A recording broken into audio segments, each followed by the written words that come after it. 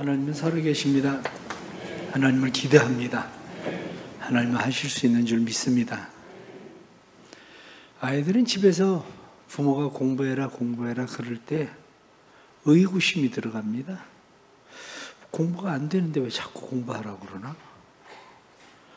더 중요한 것은 공부할 필요성을 못 느끼는데 왜 자꾸 공부하라고 그러나? 또 인생이 꼭 공부를 잘해야 되는 것도 아닌데 그런데 부모들은 왜 공부에 목을 메고 있을까? 그러니 자녀들은 공부는 안 되고 부모와 점점 간격이 생기기 시작합니다. 애들이 공부를 안 하고 부모의 기대에 미치지 못하니까 아이들은 부모가 부담스럽습니다. 근데 중요한 것은 돈이 필요할 땐 부모가 필요하거든요. 그러니까 돈이 필요할 땐 누구한테 돈 달라고 그러겠어요? 부모한테 달라고 그래야지. 그래서 아이들이 부모에게 돈을 달라고 하지만 염치가 없는 거죠. 왜냐? 공부해라 그러는데 공부를 안 하니까 염치가 없어요. 그럼 어른들 입장에서 한번 생각을 해 보십시오. 여러분들은 자녀들한테 왜 공부하라고 그럽니까? 학교에서 배운 수학 공식을 지금 사용하고 있는 사람이 있습니까? 아니면 과학의 공식을 배워서 지금 삶에 응용하고 있는 사람이 있습니까? 아니, 수학의 공식이나 과학의 공식을 잘 배워서 그걸 응용하고 있는 것도 아닌데, 공부를 조금 못한다고 해서 인생이 뒤틀어지는 것도 아닌데, 도대체 우리는 왜 자녀들한테 공부해라 그러나? 좀 더 생각을 해보면 자기 머리 수준을 자기가 알잖아요. 부모도 그 아이 머리 수준 어느 정도는 압니다.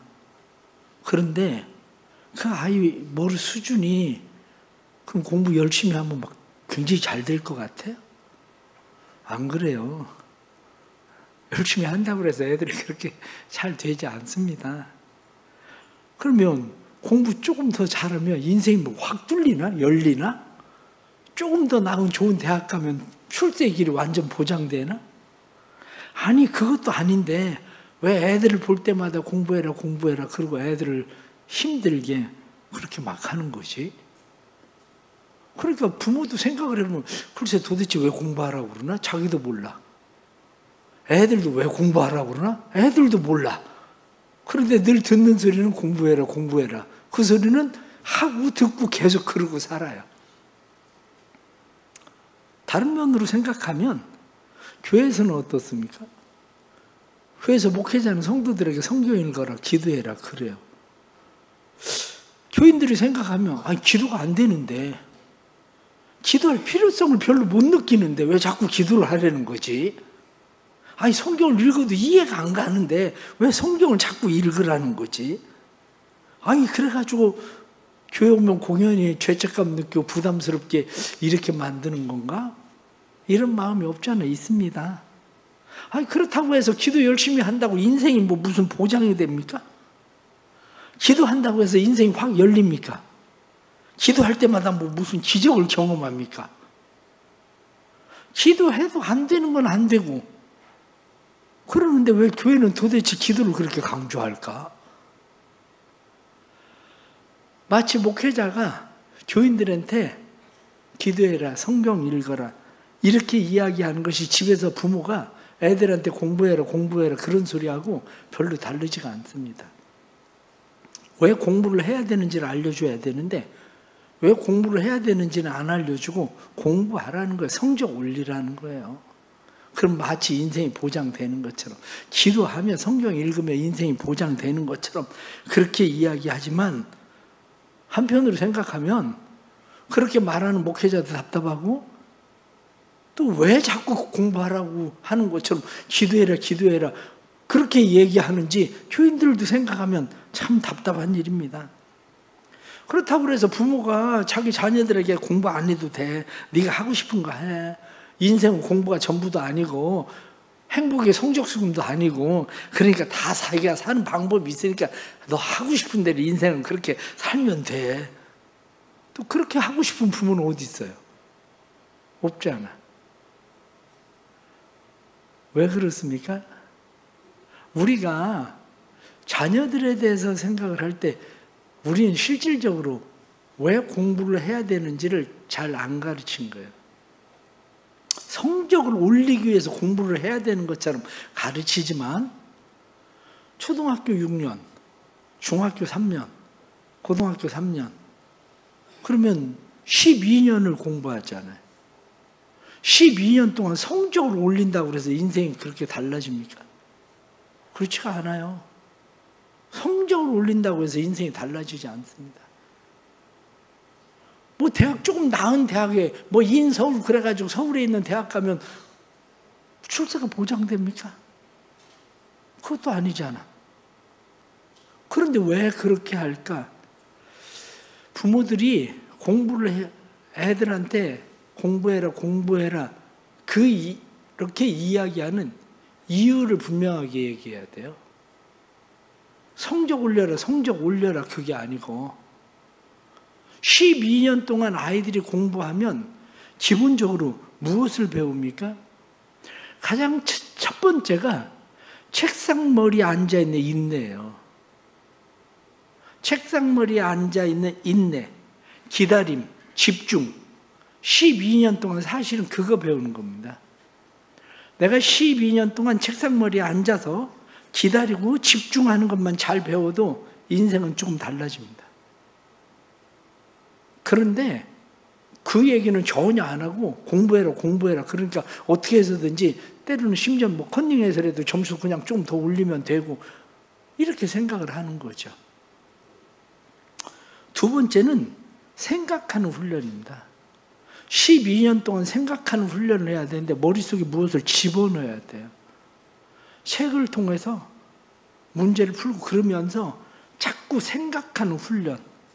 생각하는 훈련이라는 것은 우리 인생에서 굉장히 중요한 겁니다. 의외로 많은 사람들이 별 생각 없이 삽니다.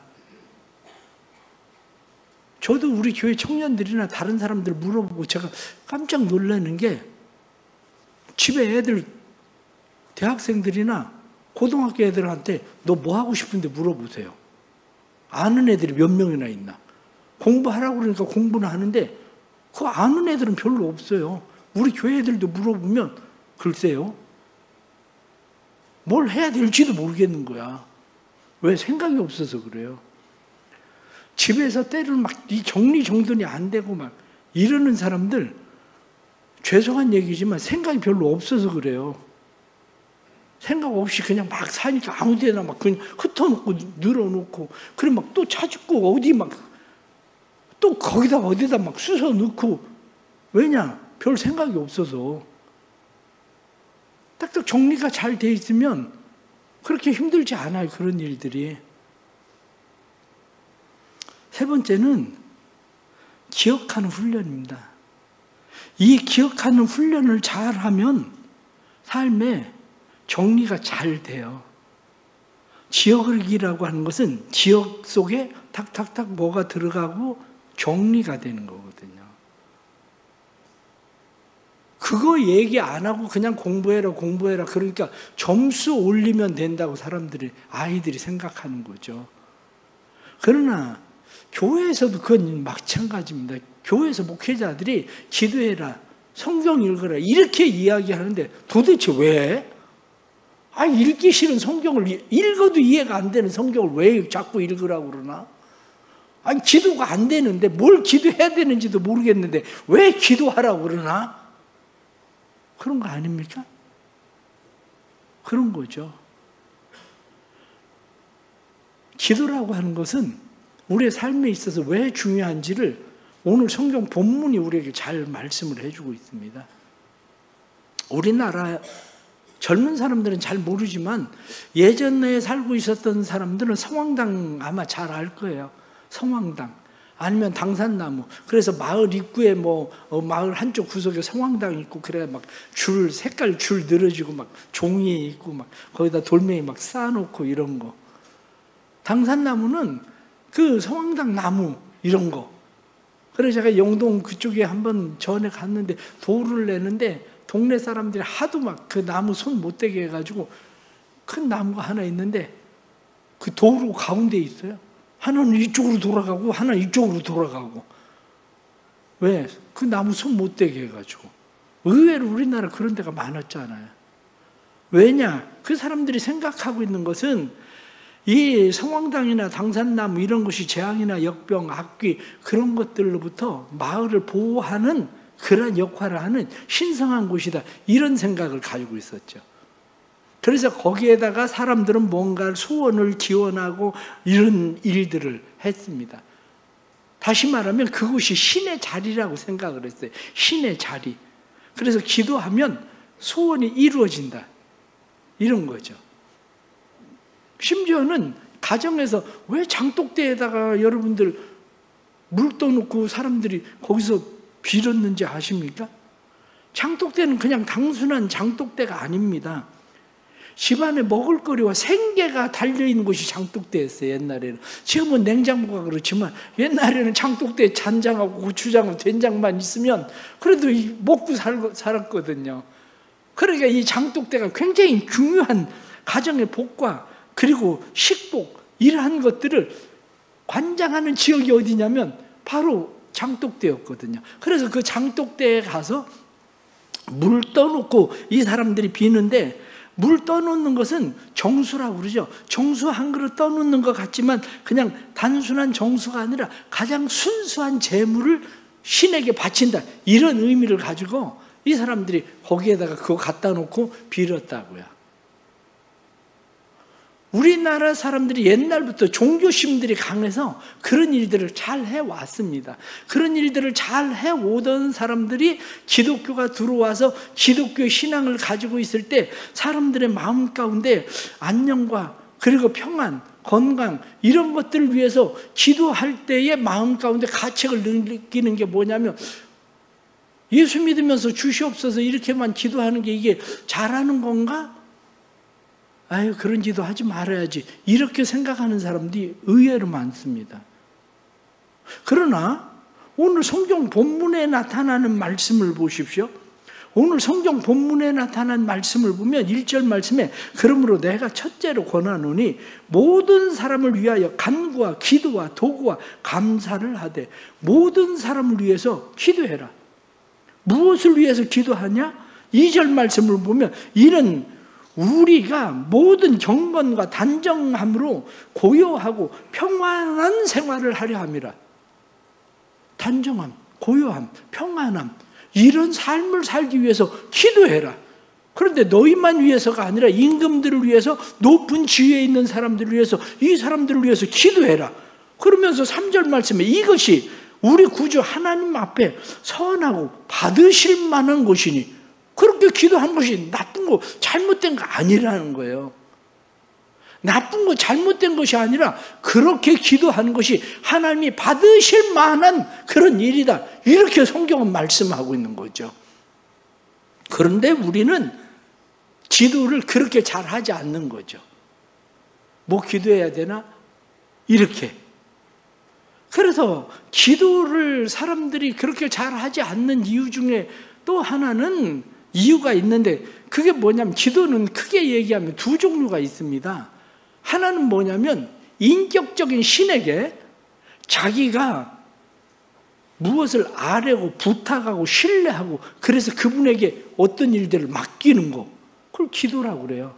그걸 기도.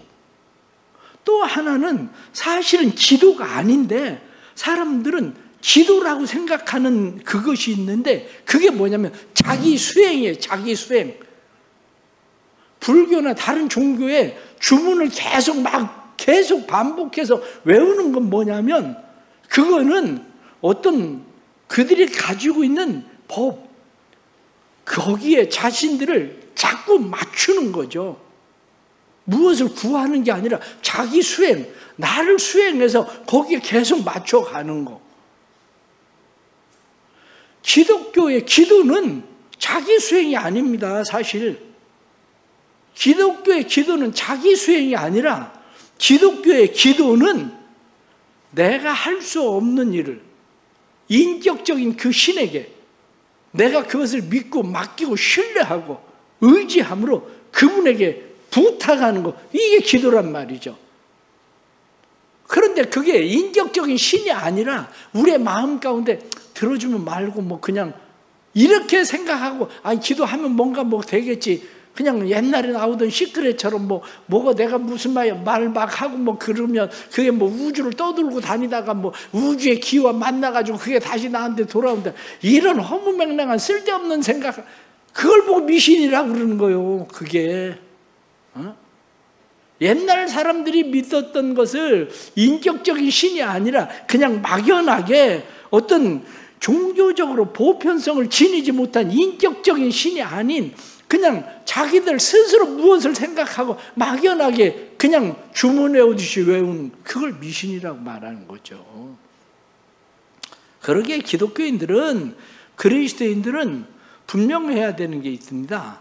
그게 뭐냐면, 첫 번째는 뭐냐? 기도는 하나님에게 우리의 삶의 모든 것들을 맡기는 거예요. 그것을 오늘 성경 본문은 뭐라고 이야기하느냐? 성경 본문 말씀 2절 말씀을 보니까 그것을 간구와 기도와 도구와 감사 이렇게 되어 있습니다. 간구, 데세이스. 그래서 긴박한 상황에서 어떤 특별한 성취를 위해서 탄원하는 거, 아뢰는 거, 그걸 간구. 기도, 그러면 기도는 프로슈케, 하나님을 내한테 맞추는 게 아니라 나를 하나님에게 맞추는 거, 그걸 프로슈케, 하나님께 초점을 맞추는 것을 기도. 그리고 또 하나는 도고, 엔듀크세이스.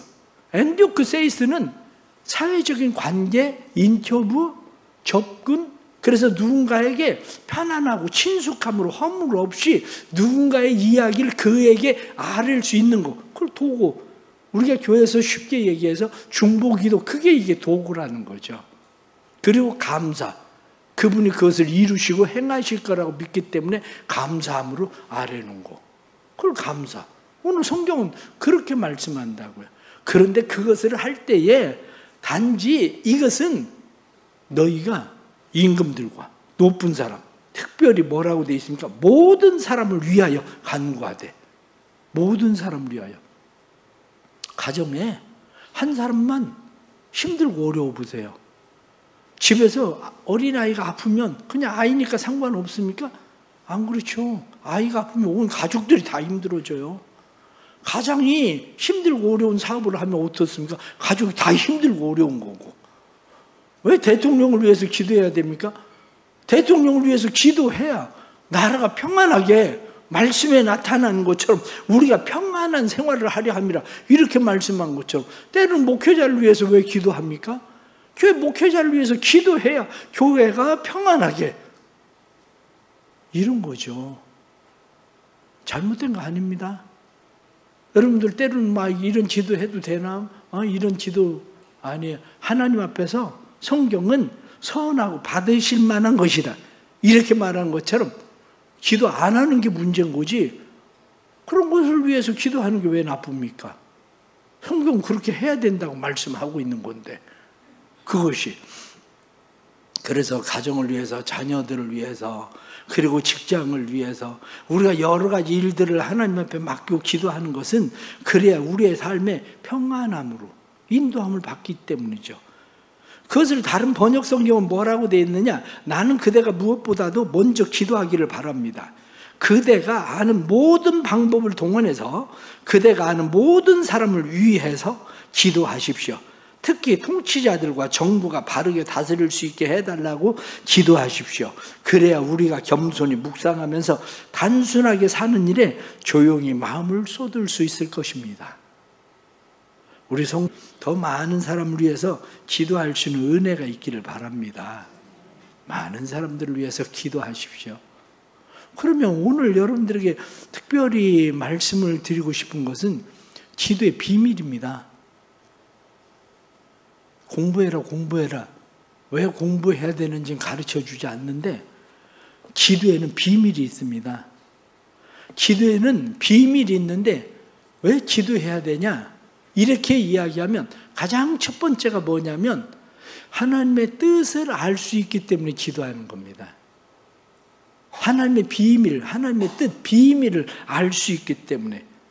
그래서 성경은 그것을 우리에게 뭐라고 이야기하느냐? 에베소 1장 9절 말씀 보면 그 뜻의 비밀을 우리에게 알리셨으니, 기도하면 하나님의 뜻, 하나님의 비밀을 알 수 있다는 거예요. 예레미야 선지자는 우리에게 너는 내게 부르짖으라 내가 내게 응답하리니 내가 알지 못하는 크고 비밀한 일, 그것을 내가 너희에게 보여주겠다. 이렇게 말씀하시잖아요. 하나님의 뜻, 비밀을 잘 모르면 기도해야 됩니다.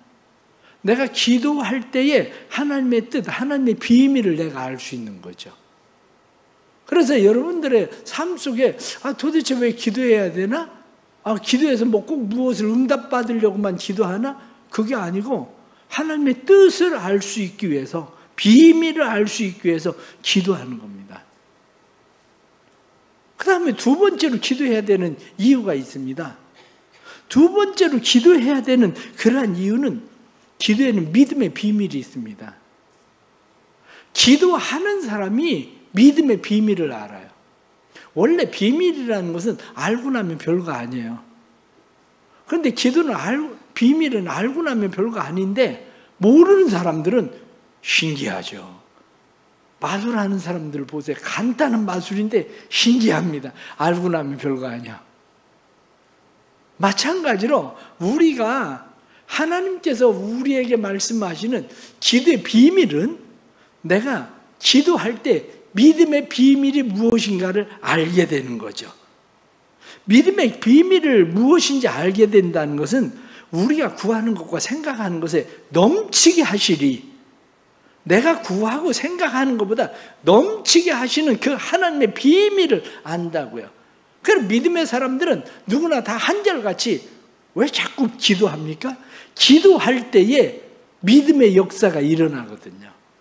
그럼 믿음의 역사가 일어날 때 믿음의 비밀을 알게 되는 거죠. 기도하지 않으니까 이 믿음의 비밀을 사람들은 잘 모르는 겁니다. 종종 사람들은 그런 이야기를 잘 하죠. 그 우연이지 뭐. 기적은 무슨 기적? 기도했다고 해서 그런 기적이 일어나나? 사람들은 그런 이야기를 합니다. 그런데 옥스퍼드의 한 학생이 C.S. 루이스에게 그런 이야기를 합니다. 기도 응답은 없습니다. 모든 초월적인 도움은 다 우연의 일치입니다. 그때 C.S. 루이스가 이야기하기를 기도의 응답이 우연의 일치라고? 그럴지도 모르지. 그러나 내가 기도하기를 그치면 그 우연도 사라진다네. 내가 기도를 그치면 그 우연도 사라지지만 내가 기도하니까 그 우연을 만날 수 있는 거지. 그게 믿음의 비밀이에요. 기도하는 사람들은 이래서 기도하는 거구나, 그걸 알게 되는 거죠. 그러니까 그 사람들은 기도의 비밀을 아는 거예요. 믿음의 비밀을 알기 때문에 점점 기도할 수밖에 없는 겁니다. 또 다른 중요한 하나는, 기도하면 천국의 비밀을 알게 됩니다. 기도할 때 천국의 비밀을 알게 된다는 것은, 하나님의 나라는 어떻습니까? 하나님의 나라는 먹는 것과 마시는 것에 있는 것이 아니라 하나님의 나라는 의와 평강과 희락이라. 성경이 그렇게 말씀한 것처럼 먹는 것과 마시는 것에 하나님의 나라가 있지 않아요. 상황이나 형편이나 모든 것이 다 똑같은 것 같아요. 변하지 않은 것 같아요. 그런데 이상하게 내 마음 가운데 하나님의 주시는 평강이 찾아온다고요. 내 마음 가운데. 그래서 성경 우리에게 말씀합니다. 아무것도 염려하지 말고 오직 기도와 간구로 너희 구할 것을 감사함으로 하나님께 아뢰라. 그리하면 평강의 하나님이 너희 마음과 생각을 지키시리라. 너는 마음에 근심하지 말라. 하나님을 믿으니 또 나를 믿어라. 이렇게 말하는 거죠. 우리의 마음 가운데 하나님의 주시는 하나님의 나라를 누리는 방법은 기도의 비밀에 있습니다. 기도하면 그걸 누리게 돼요. 그러나 사람들이 왜 기도하지 않는지를 가만히 생각해 보십시오. 기도하지 않는 이유는 믿음의 대상이 분명하지 않아서 그래요. 정말 하나님이 내가 믿고 의지하고 신뢰하고 하나님이 전능하신 분이라 하나님이 능히 그 일을 하실 수 있는 분이라는 믿음이 내 안에 없어서 그렇습니다. 내가 그것을 정말 믿느냐? 믿으면 기도하죠. 근데 별로 안 믿거든요. 그러니까 기도할 이유를 갖지 않는 거예요. 하나님이 능히 하실 수 있는 분이라는 것을 내가 믿고 의지하고 확신하면 세상에서는 내가 할 수 있으면 내 수단과 방법이나 내 노력이나 내 열심 가지고 그냥 하면 되죠. 그런데 내 수단이나 방법이나 노력이나 열심으로 할 수가 없으니까 해봐도 안 되니까 내가 믿고 의지하고 신뢰하는 그 하나님에게 맡기는 거죠. 그 하나님에게 부탁을 하는 거죠.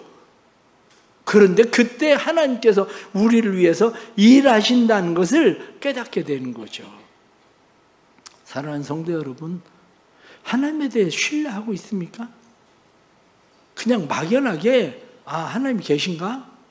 이런 게 아니라 하나님께 나아가는 자는 반드시 그가 계신 것과 자기를 찾는 자에게 상 주시는 이심을 믿어야 할지니라, 이렇게 성경에 말씀한 것처럼 하나님께 구하는 사람은 두 마음을 품고 기도하지 마라. 그럼 무엇을 얻을까 생각하지 마라. 이렇게 말씀하신 것처럼 나는 정말 하나님을 믿고 의지하고 신뢰하고 있나? 바로 이런 겁니다. 그러면 그 사람은 마음 가운데 하나님의 주신 은혜와 평안을 누리게 됩니다. 기차를 타러 역전에 갑니다. 열차를 타러 역전에 가서 대합실에서 기차가 하나는 상행선으로 올라가고 하행선 내려가고 막 그럽니다. 그런데 그 속에 있는 사람 가운데 열차표가 없는 사람, 그 사람 마음이 어떻겠어요? 저 차 타면 되나? 내려가는 차 타면 되나? 늘 그게 불안할 거 아니에요. 이 사람 마음 가운데 올라가는 상행선 타야 되나? 이번 차를 타야 되나? 다음 차를 타야 되나? 그 생각을 할 겁니다.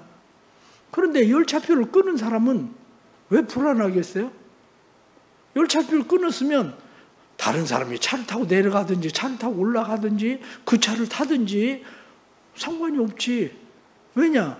나는 내 차표가 있잖아요. 내 좌석이 있잖아요. 난 그 차 타면 되는 거예요. 그 차를 타면.